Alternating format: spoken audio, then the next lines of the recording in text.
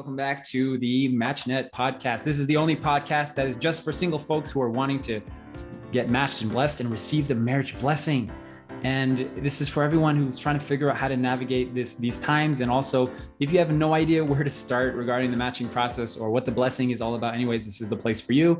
So we're just going to dive right in. We have Mrs. Yana Johnson with us, the director of the Blessing and Family Ministry. We have Tomomi Fukuda, who is a BFM staff member and also one of the closest assistants and I would say personal advisors to Dr. Young, our Dr. Young, who's always giving morning devotion every morning, and she's sat with him through lots and lots of lectures, right? So she has a lot to input, and so today we're going to be talking about international matching and blessing, and not just why it's important or emphasized or why ourselves as individuals have decided to receive the blessing internationally. But I really want to get into why is this such a big thing for our faith community? If you think about our faith in our faith community, the unification movement, how much emphasis True Father put on matching people and blessing people cross-culturally and cross-nationally, right? It is insane. I actually heard at a BFD, international BFD conference in Korea, that in Korea, of the Korean blessed families, more than half of all the blessed families are international. Did you know that? I bet you didn't. No, you did not, Tomomi. I bet you didn't. More than half of all the families in Korea are Japanese and Korean international matched. That is really significant because of the amount of turmoil and difficulty. If you can imagine putting Japanese and Korean families together, especially 40 years ago, right? I mean, my God, when I heard that, I was like, man, I can't imagine the amount of indemnity that these families, and you know, it's take it as you will, but that's the amount of emphasis that True Parents have had. And obviously True Parents have talked about the intercultural, interracial matching blessing for so long. So I want to throw it to Yana, as you know, obviously an intercultural, interracial person, and also someone who decided to marry internationally. Why do you think that this is such an important thing? I think a lot of it comes down to what the blessing is really about. The blessing, again, I think it's amazing because there's so many things the blessing's about, but 2 points, really it's true love. That's what I feel. It's about true love because, again, I quote the peace messages a lot. I think I read one on another episode that we did, but like God doesn't see any barriers. Like barriers are a man-made construct that we have about culture and religion and race and all those things. And so this intentional way of bringing two very different cultures or backgrounds together to create a family of love, like it's both about learning to love a completely different person and culture, but it's also about like literally, again, showing up for God. Like those boundaries, those exist because literally True Father says it's the devil's tricks, right? Like that's why it exists. That we think it's so different. And it's kind of like, no, the blessing is really all about God and God's original ideal. And so it's kind of a very substantial way to say, wow, this is, yes, we're different. Yes, we speak different languages, but we're going to commit and create an incredible family because we believe in God. I mean, like those couples, it takes so much faith. I have to say that, right? It really does. It's not a walk in the park. Mm. And I think, especially after you're blessed, you also learn so much, but that's kind of also so extremely empowering. Like I am so proud of our community, how real diverse we are, and also myself, because it's like I'm walking the walk. Does that make sense? Like yes.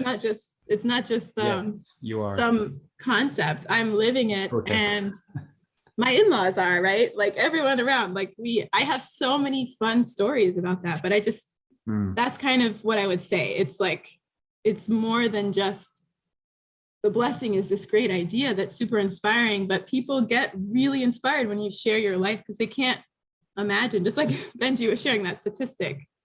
That's like, what, this is real? People do this? Like, yeah, it's, so it's just elevating what the depth of what the blessing is and the kind of world we're trying to create.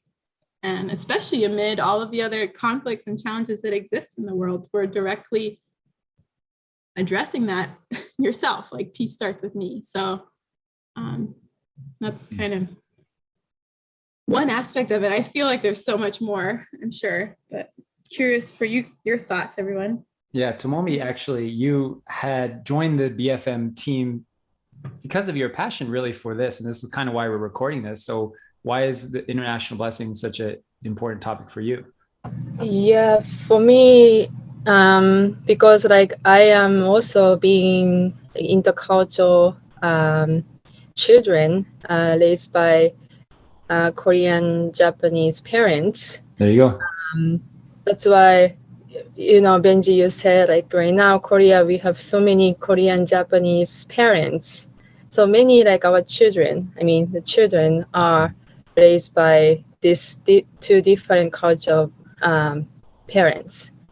And because of my experience being this intercultural children, I have been so struggling to discover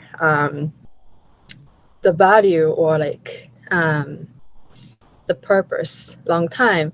But like true parents saying clearly like international intercultural marriage are the quickest way to bring about the world peace. And we talk about like peace.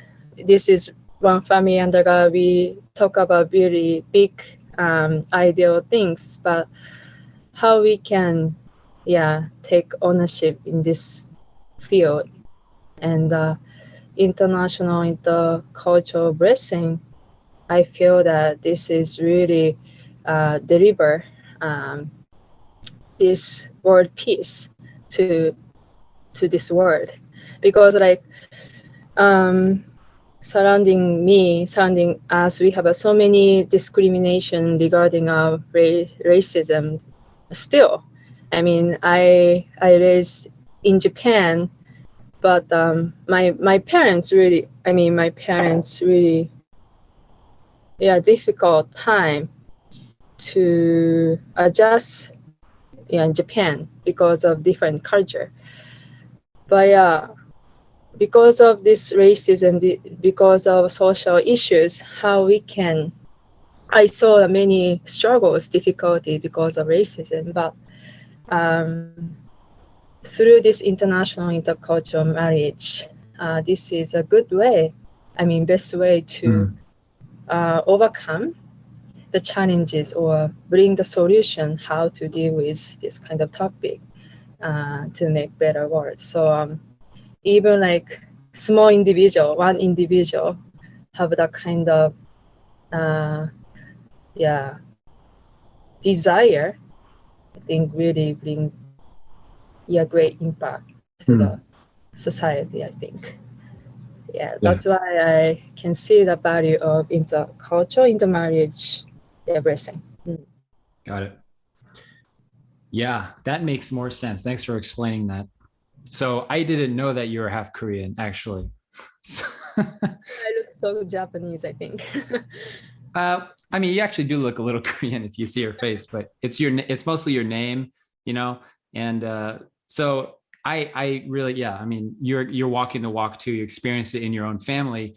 And the statistic I said earlier about, most families in Korea being Japanese and Korean parents, holds true, because we have one right here. And most of the friends of my wife who lived in Korea for many years are Japanese Korean. So, the children of the families. One thing you mentioned, Tomomi, about to parents' emphasis on international blessings being the fastest way to world peace. Now, that is something that we've heard so many times. I heard my whole life growing up as a young unificationist in our faith.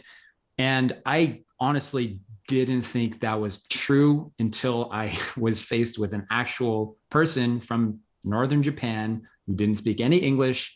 And I had to go to her little house in Aomori and meet her family and all her siblings who don't speak any English, and have to learn the language and live in that culture. I've spent a number of years in Japan, a long time living with her family. And we visit every single year. We take the kids every summer to visit Japan, except for 2020. And so I've experienced firsthand, like when you put yourself in an environment, and sometimes, to be honest, like I could say, yeah, if I was married to an American, life would be a lot smoother. A lot of things would be more convenient. My wife would probably get my jokes. She would probably like a lot of the things I like. And, to be honest, I've made those complaints here and there, and it's been a struggle. But at the end of the day, we're just only 10 years into our marriage, into our blessing. And for sure, like through all the experiences we've spent together, all the years we spend together, visiting each other's countries, each other's cultures, Japan and Korea, we've been spending time together, and I've grown. Like that's the bottom line. Like I have grown as a person. I have become a more loving person. I've become a more accepting person. And if the goal of the blessing and the goal of life, as we covered in a previous podcast episode about the importance of love in spirit world, in the afterlife, if the goal of life is to develop our ability to love and expand our heart to love people, then yeah, getting blessed with a Japanese person for me and for my lineage and for my children is absolutely the fastest way for us to expand God's lineage and to expand true love throughout the world. So to me, that makes sense in that sense. So if you want to think about it like how does it actually work in practice, you're going to have to talk to somebody who's walking the walk, like we are. You're going to have to experience it yourself, So we're doing this episode just for you guys to kind of ponder the question, is international matching blessing something for me? I would absolutely, you should consider it. There's one caveat here that I want to address before we go ahead and say, everybody get international match, go for it, is that there are, I want to say more than a few times where people have asked me to be blessed with an American because they wanted to either come to America or then they kind of mask it like, oh, I want an international matching. I'm like, okay, who do you want to get matched? Like what country? Like America. I'm like, okay, there's a lot of people in America and a lot of different kinds of folks. What about like a Canadian? They're like, no, America. So if you really get into it sometimes if we're really honest with ourselves, we have to really question our motivation. This goes for all of us. And that might seem like a pretty superficial example. Sometimes people say because they want their kids to look a certain shade or whatever. And, that might be kind of silly to sounding like, but that's an honest question everyone should ask themselves is, do I want an international matching? Do I want to receive the blessing first and foremost for a good reason, for a wholesome, holistic, holy reason? Or is it kind of more, I want to say superficially motivated, but that's up to you guys to decide. I just wanted to mention that little caveat here. But other than that, we're here to support you guys who want to receive an international matching and blessing. If you want to do it, if you want to bring about world peace in the quickest possible way through your family and through your lineage, we're talking long-term, we're talking families, generations down the road, and for sure that's going to impact things. What kind of advice can we give to our good community about how to go about getting an international blessing in today's day and age? Well, one thing is, I think you've got to let go of some concepts. Maybe this is especially particular for American, but I feel like everyone, right? Like you kind of have some expectations about what relationship would be like, romantic relationships, things like that from movies, from the culture you grew up in. And often the examples are couples who are from the same nation, right? From a similar culture background. And so if you care a lot about what people think, right? Like you're holding on to a certain concept of what you think relationships should look like, that can sometimes be really limiting. And I think for me, one of the biggest things was, and I'm empowering things, is to recognize that just like you say, every person is unique, right? Like every couple is unique, and what are we building together? And it gets even more exciting when you're two different cultures and how you merge your different traditions together, how you raise your kids. Like it just brings in so it's actually so fascinating when I talk with other blessed wives whose yeah, particularly I have a lot of friends whose husbands are also Norwegian and they're from another country like Japan or the US or Canada. And we're just like, we can't imagine, like our life is so interesting, like different challenges. Humor is a big challenge. There's all these things, but like, I can't imagine these aspects of life. I guess it is what it is right now, but like, I'm so grateful for my life. It's so much bigger than, my world is so much bigger than if I just stayed in my own concepts of what I thought from what I knew, right? Kind of growing up as an American. Well, that's an interesting thing you mentioned is it is hard, right? Marriage, relationship, the blessing. It's not the blessing is hard. Relationships are hard. You know, we kind of paint this picture like, oh, my friend got divorced or my parents got divorced, therefore the blessing doesn't work. No, relationships are difficult. And if we're not prepared for the relationship, then it's going to suffer. So same with being a parent. Like, why on earth do people choose to be parents? So, so we're talking about like the international matching, how challenging it is. And we hear about this all the time, right? So, but why? Like, why would somebody willingly, why would you guys, you and Tomomi and myself, why would you willingly decide to receive an international matching? Because I see beautiful aspect as well through this international intercultural marriage. Because I mean, like absolutely, there are a lot of so many challenges, obstacles, because we raise completely different culture, different habit, different history, different languages, different opinions. So yeah, if we can just see these different couples from different background, easy to misunderstand, easy to get conflict between them, between us. However, once we become couples, they start to understand other cultures and then see the different viewpoint. And actually, your spouse culture is going to my culture as well. I mean, I have a two different culture. My spouse culture is my culture as well. Like that kind of, and then I can learn very good point from spouse culture. You know what I mean? So I can see growth through international blessing. Yeah, that's. I can honestly say I am a better person, like you said, Benji, but I'm a better person and I'm a more confident person.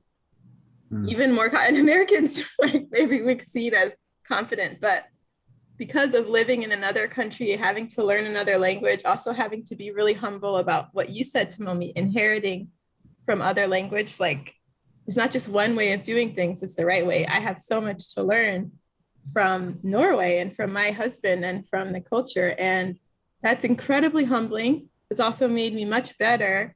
And I'm way more confident learning, like having to speak another language, having to be, like I called myself an immigrant mommy, where my sons would correct me all the time, right? Like all of those things, I relate to so many more people. I feel like I can do so much. I'm more of an expansive like person and heart because of an international matching and blessing. And the good things are worth putting that, it's hard, you know, the good things take work and it's hard work, but that's really the beautiful aspect, like Tomomi was saying. That's why I want to put in that hard work into it, because truly do want to be a better person. And yeah, there's so much more that I've gained than I ever imagined. Explain it, right? So much more that I've gained. The benefits outweigh the drawbacks. The benefits do, yeah. And like you go through a lot of intense stuff with immigration in the beginning, but that brought us closer too, you know? Like it's very hard. I feel like you do get a lot of pressure figuring out, learning a new language, like you're saying, Benji, your experience, all those things. But having to go through those kind of challenges is very hard as a couple, but you're going to go through it no matter what. Like relationships are challenging. And I felt like a lot of international couples experienced some big challenges quite early. And like there's a quote from True Father when he was asked what makes a marriage work well, and he said it's common victories between him and True Mother, like that. And I feel like you experience that a lot as an international couple, like kind of forced on you that you've got to like figure out this stuff, where to live. Everyone has to sacrifice something, like you're constantly, all those things that you have to do anyways in a relationship, it's kind of added. Mm-hmm. And yeah, it ends up being very healthy. Yeah. I mean, you need support. I think that's also a huge thing. I actively sought out support, and that's a practical tip. Don't just isolate your couple, actively seek support from others. And luckily we have a community of people who are going through this too. So you have support there. Yeah, this is a really fascinating question to me, though. Why do you do something that's difficult in the long run? Why do we choose to go down the path of most resistance? And I think it really depends on your priorities in life, right? You can see that throughout life, our priorities shift as they do. And if you are in a place where your priority is love, expanding love, experiencing love, exploring what love is, having a family, and contributing, if that's like your priority, then the blessing makes sense, right? For people in that area. Of course, we have different priorities, but I'm talking like top priority. I'm talking way beyond career, way beyond finance, way beyond what language you speak, way beyond where you live or what you do with your free time, where you travel, is am I committed to growing my love? Or another way of putting that, am I committed to living a fulfilling afterlife, spirit world? I alluded to another podcast we did about spirit world. Go check that one out. But if that's your priority, like I share this spiritual experience I had, right? Where my entire world changed because I realized that spirit world is real, first of all, but also the most important thing in our life is being able to love. So every decision I make is through the paradigm of what is a loving thing to do.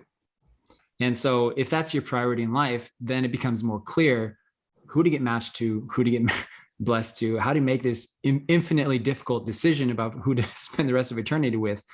Becomes easier when you look through that lens, because then you're able to see past color skin, see past language, see past family challenges, or their in-laws are going through this or that, or they have a cat and you're allergic to the cat, which is my situation.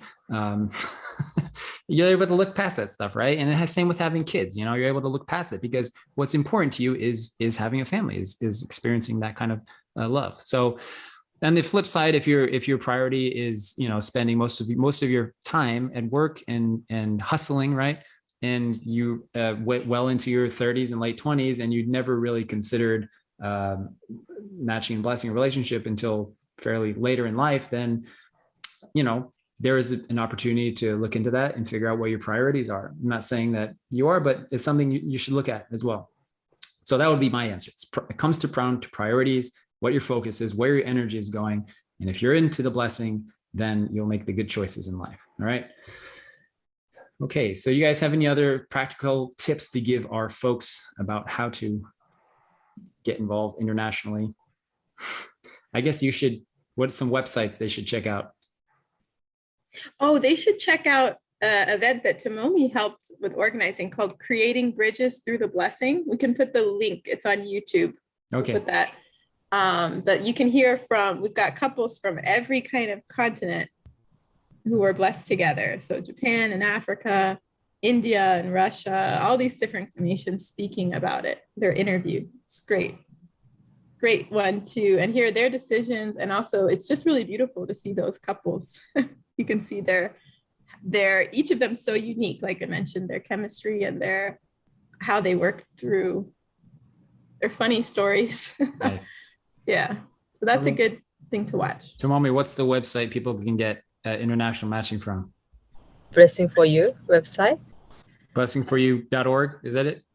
Blessingforyou.org. This is official website. We can see many different international candidates all over the world. On also like we can, if we can, yeah, go to the different continent BFM events led by each continent. We have so many candidate there too. So I think this is also one of the option to look or think international opportunity. Yes. Got it. Okay, so we'll put a link in the notes. Go to blessingforyou.org. And also, the best way to get through the matching process in a really systematic way is go to MatchNet, join the MatchNet program. It's matchnet.us, and you can join the program there. Okay, join the community. Also, lastly, if you have any questions you want us to answer here on the podcast, we'll do it live, answer some questions for you guys. You can ask us any question related to the blessing or matching process or just being single, whatever you want for us. Go to matchnet.us/podcast. matchnet.us/podcast, and you can ask a question. Okay. All right. Thanks for joining us, everyone. It's good to have you. We love you. God bless. Take care. Bye. Thank you. Bye.